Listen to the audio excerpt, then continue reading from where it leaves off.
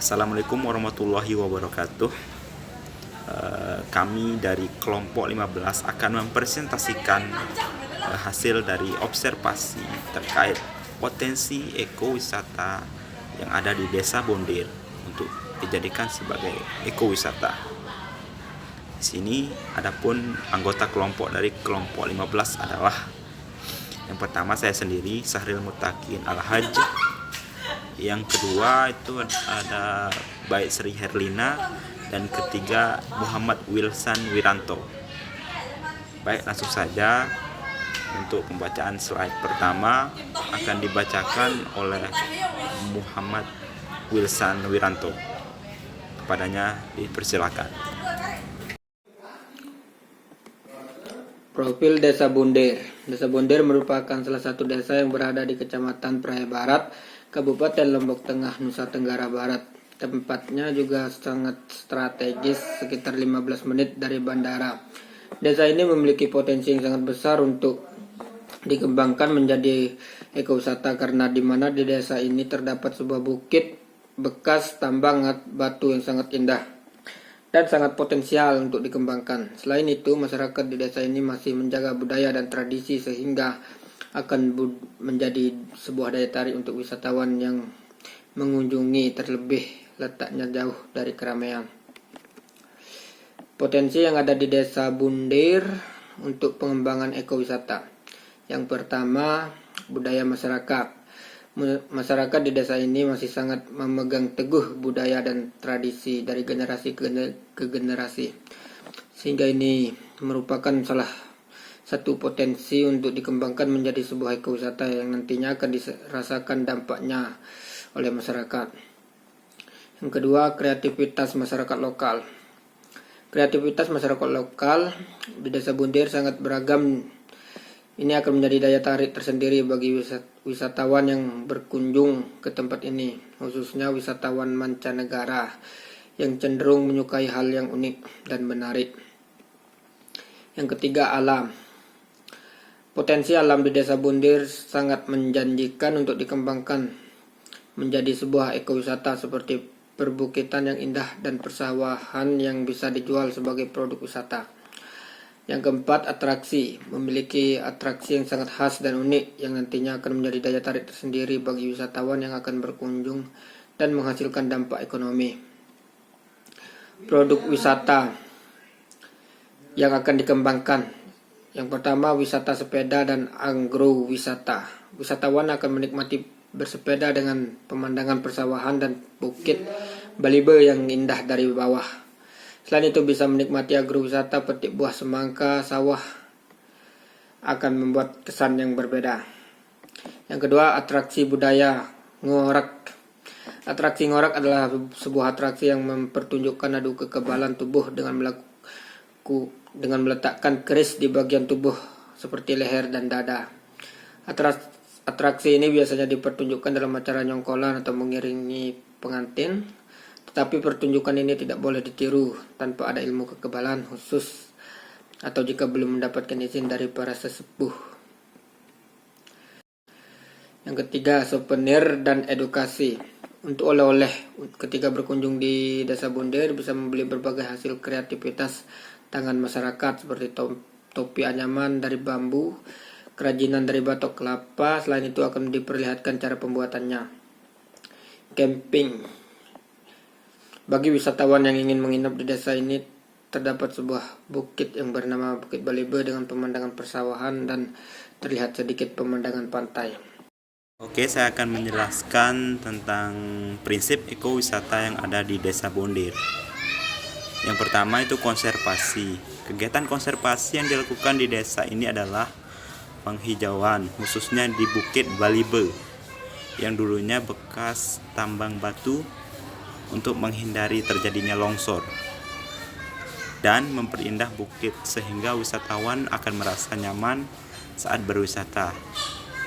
Di sini tanaman yang dipakai adalah pohon bunga pelamboyan. Selain mengatasi longsor, juga bisa memperindah atau wisatawan akan merasa nyaman dengan adanya pepohonan untuk berteduh. Kemudian edukasi.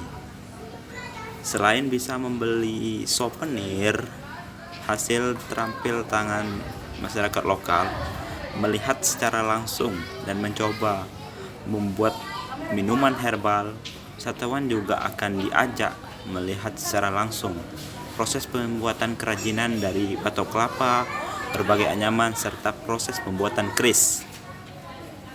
Kemudian prinsip yang ketiga, partisipasi masyarakat. Antusiasme para pemuda dalam mengembangkan potensi yang sangat tinggi, seperti pemuda Karang Taruna, pelaku UMKM, dan didukung oleh pemerintah desa karena sadar akan potensi, akan dampak dari pengembangan pariwisata untuk berkelanjutan. Kemudian dampak ekonomi. Dampak ekonomi dari yang dirasakan oleh masyarakat sekitar dengan pengembangan potensi yang ada, dan masyarakat sadar akan dampak untuk berkelanjutan. Jadinya dampak ekonomi bisa dirasakan dari kegiatan pariwisata, dari kegiatan UMKM misalnya. Kemudian wisata, adanya kegiatan wisata di Desa Bondir ini terkhusus di Bukit Balibe yang sebelumnya memang sempat ramai atau viral karena bentuknya yang unik, dan kemudian karena adanya kurangnya pengembangan sehingga sepi sekarang, agak mulai sepi. Kemudian next slide, terkait dengan studi kelayakan. Berdasarkan hasil survei, situasi saat ini di Desa Bondir memiliki potensi yang sangat menjanjikan untuk dikembangkan untuk menjadi sebuah ekowisata, karena di samping memiliki budaya dan tradisi yang masih sangat kental, juga potensi alamnya yang masih asri, serta kreativitas masyarakat di dalamnya. Fasilitas dan infrastruktur pendukung yang sudah ada adalah toilet dan musola. Wisatawan yang berkunjung ke tempat ini lebih ke wisatawan lokal dan domestik.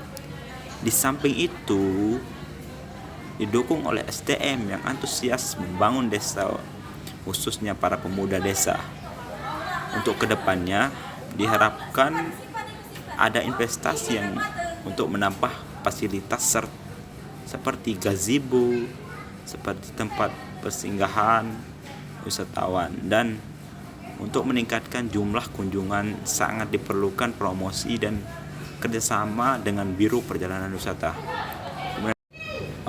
Kemudian di sini studi kelayakan di sini mulai dari atraksi wisata alamnya, itu keindahan alam yang masih asri, serta menikmati keragaman flora dan fauna yang ada. Kemudian atraksi wisata budaya, ada budaya ngorek, juga begawe. Kemudian aksesibilitas, di sini berada tidak jauh dari bandara, di mana kita bisa tempuh lokasi ini sekitar 15 menit dari Bandara Internasional Lombok. Kemudian atraksi penunjang, jadi adalah perisean, kemudian akomodasi menggunakan rumah warga sebagai akomodasi sementara ketika ada wisatawan yang menginap, karena kurangnya kesadaran, sebenarnya kurangnya pemahaman masyarakat, sehingga belum diizinkan untuk membangun sebuah homestay, karena konsepnya memang masih menggunakan rumah warga. Kemudian persyaratan dasar, di sini ada Badan Keamanan Desa untuk keamanan wisatawan untuk berkunjung, dan juga fasilitas kesehatan seperti puskesmas. Baik, saya akan menjelaskan tentang perhitungan daya dukung fisik, daya dukung real, daya dukung carrying capacity yang ada di Desa Bondir. Kemudian hitungannya adalah diketahui daya dukung fisik kunjungan jam kunjungan yakni 9 jam. Kemudian rata-rata kunjungannya 5 jam. Luas lahan keseluruhannya 10 hektar dan ruang untuk aktivitas gerak wisatawan 5 hektar. Rumusnya yakni jadinya RF sama dengan 9 jam per 5 jam sama dengan 1,8. PC-nya 10 hektar are per 1/5 hektar are kali 1,8 sama dengan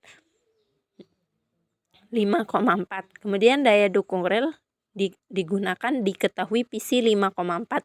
Kemudian daya dukung rel menggunakan CFN, yakni beberapa faktor lingkungan seperti hujan, rata-rata hujan, angin, badai, dan longsor.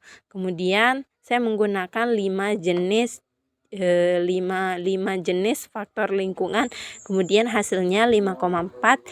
Nilai daya dukung fisik dikali dengan 641,25 sama dengan 3,462,75. Kemudian nilai daya dukung nilai efektif yakni ECC 3,462,75 kali 0,6 sama dengan 2,0075,65. Terima kasih. Assalamualaikum warahmatullahi wabarakatuh.